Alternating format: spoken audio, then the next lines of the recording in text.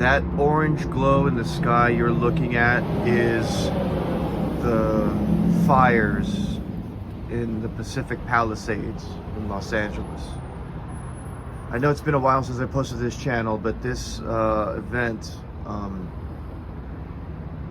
got me thinking, got me going again, and I had always intended to circle back and start things up. Life got in the way, guys, but let me just tell you a story about how a fire drill and now this actual fire has changed my perspective on prepping radically.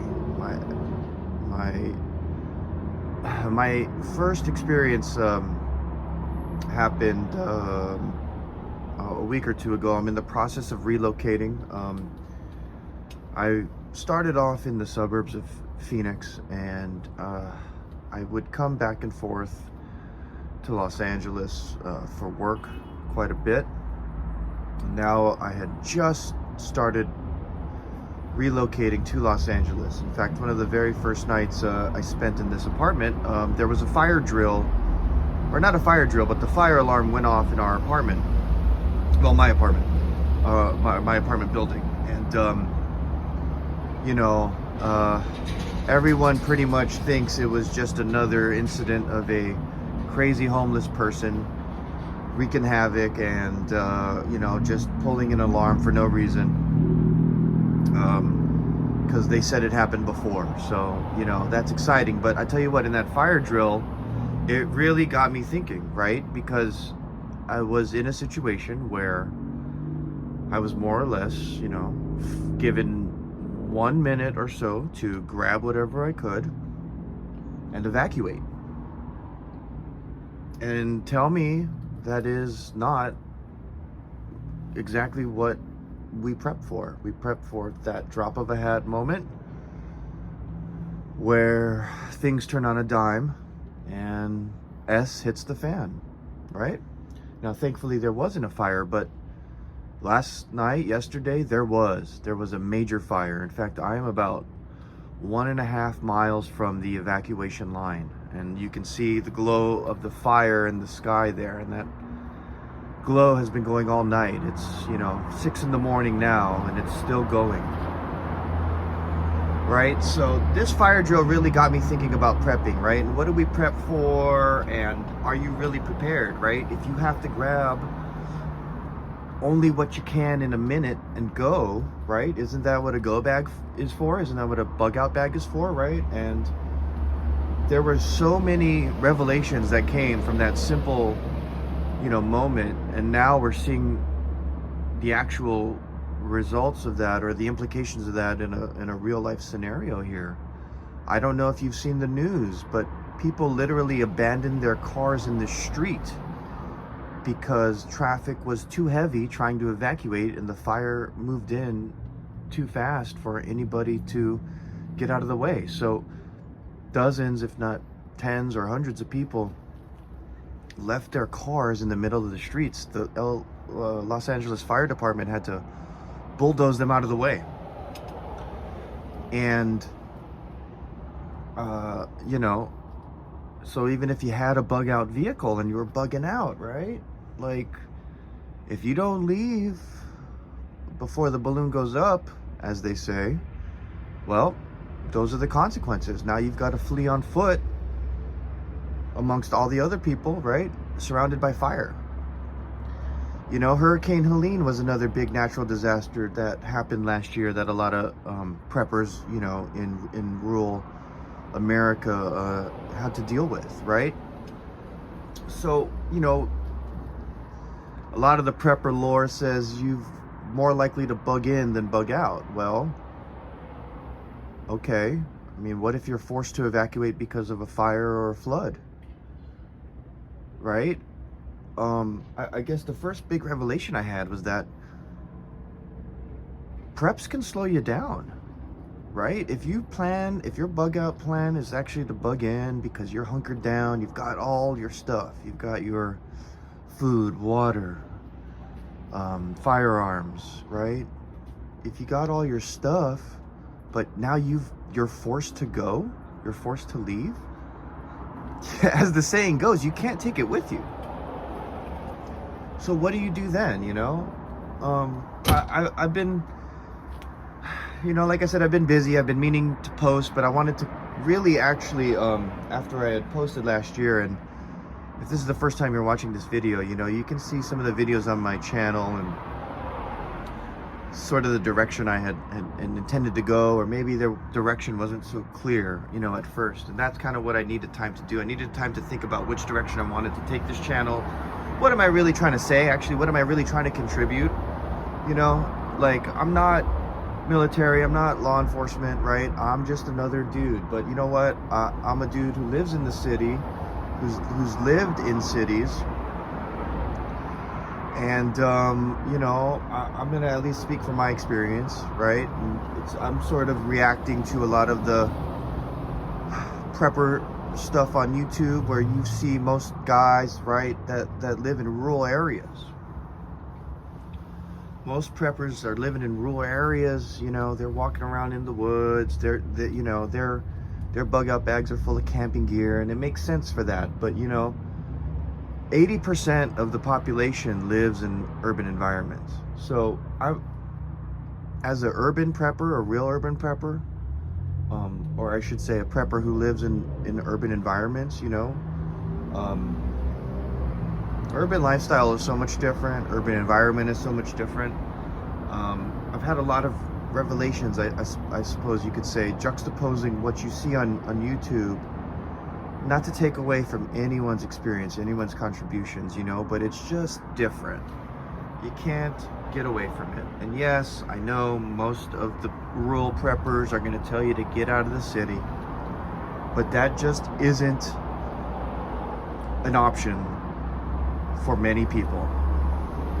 And quite frankly, I might push back and say, well, why should we? And you say, and the response could be, well, because, you know, when when the balloon goes up and that 72-hour mark hits and the grid is down, okay, I hear you, but what is it they're really prepping for? Are we going to really be trying to prep for that, like, 0.01% case use, or do you want to prepare for the 99.9% case use, right?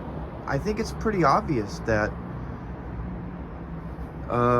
you're more likely going to have to evacuate due to a natural disaster, a flood, a fire, a hurricane, then you are going to have to evacuate because of some kind of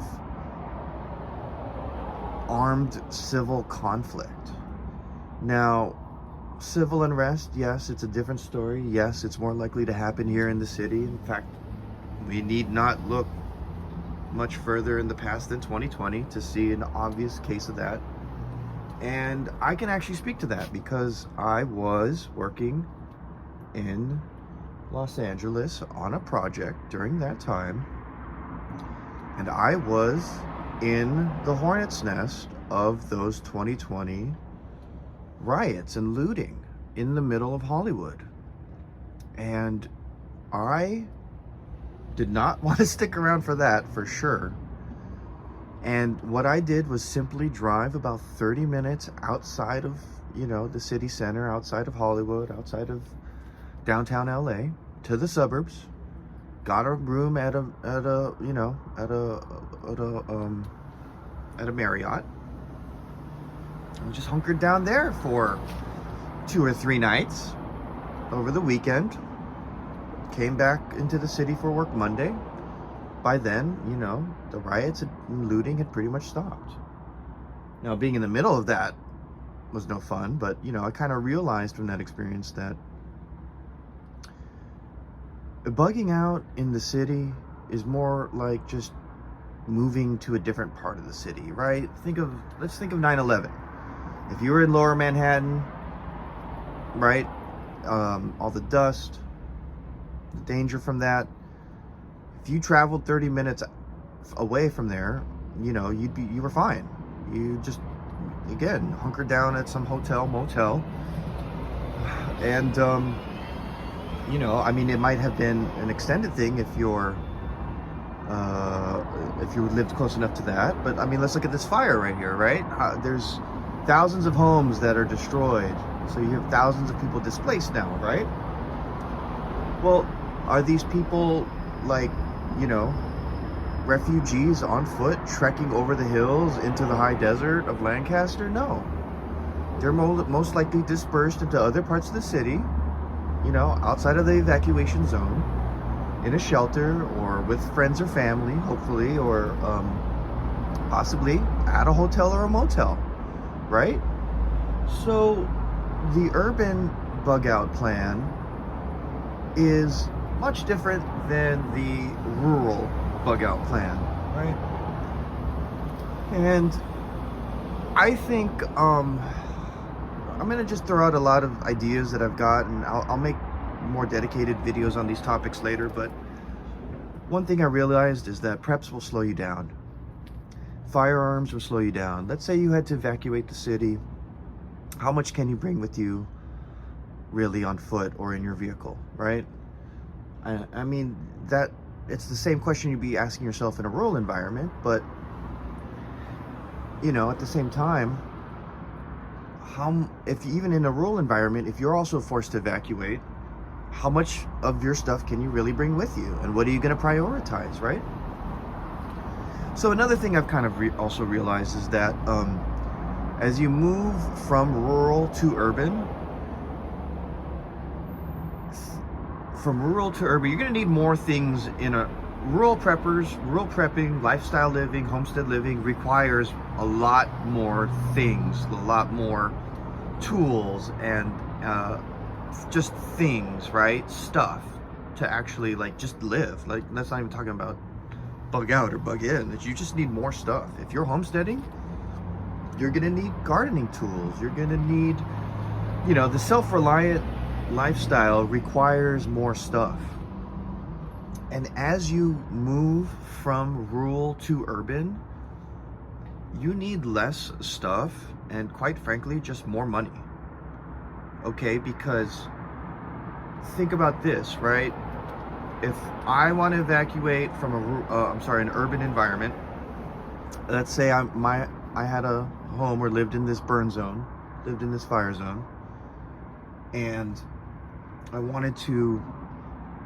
needed to just get up and go, right? Or even like the case with the fire alarm, right? If you just throw on a bag and whatever shoes and clothes you can you know toss on real quick, right?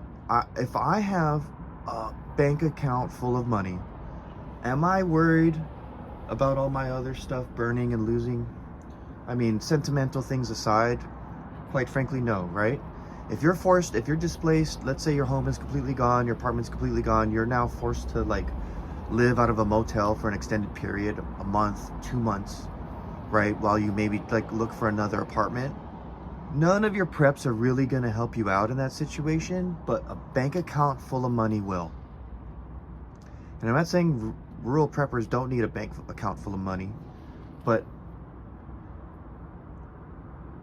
it just becomes more obvious that as you move away from the rural environment, you move from the homestead, from the farm, right, from the ranch to the city, to the apartment, or to the house in the suburbs even.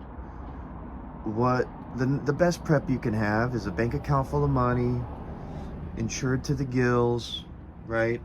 And you know, another concept I've come up with is that the true measure of freedom is mobility. If you can pick up and move on a dime, and yes, you might lose some of your stuff, but you have the financial resources to just buy back in. You can buy a whole new wardrobe, you can rent a new apartment, you might even be able to afford to purchase, you know, a new apartment, condominium, house, right? Like, let's say you got displaced and had to move over 1 or 2 states, and you had to like literally start over in a new town or city 2 states over. Again, in that scenario, a healthy credit score and a bank account full of money is going to be so much more useful to you than any kind of, you know, pistol or rifle or water filter kit or anything like that. So I'll leave it there. I will be posting more videos. I do have a clear direction some of the ideas and topics that I've thrown out in this video, I'm going to go deeper into on some other videos. I'm also going to continue with the spy tech stuff. I just think that's a cool, fun way to bring new people in, you know. And again, this is the Meta Modern Republic channel. I'm also going to start introducing philosophy. And I don't mean philosophy of use or any of that. I mean actual philosophy, the Western intellectual tradition, because again, I ask you, what are you prepping for, right? And if you can understand, the problems of society are philosophical problems, and I don't think that gets discussed enough, you know. And I want to expand that line of thinking and introduce that to the prepper world, because I think that can also be of some comfort to those who seek comfort and stability in prepping, because the materialistic side of prepping, you know, is not necessarily the complete side of prepping, right? Like, again, like, imagine if you had, I'll leave you with this. Let's say you spent $10,000 over the past 2, 3, 4 years in preps ever since COVID, let's say, and you become a new prepper. Because that's really what, you know, pushed me deeper into this and taking it more seriously. If you had just stuck that money in Bitcoin, how much more money would you have right now, right? Compared to how many times have you really needed all your preps? So I'm gonna leave it at there, guys. The sun's coming up, the glow of the fire is still there, but you know, stay tuned, like, subscribe, comment, and shoot any questions or topics for discussion in the comments here, and let's talk. All right, I'll see you later. All right.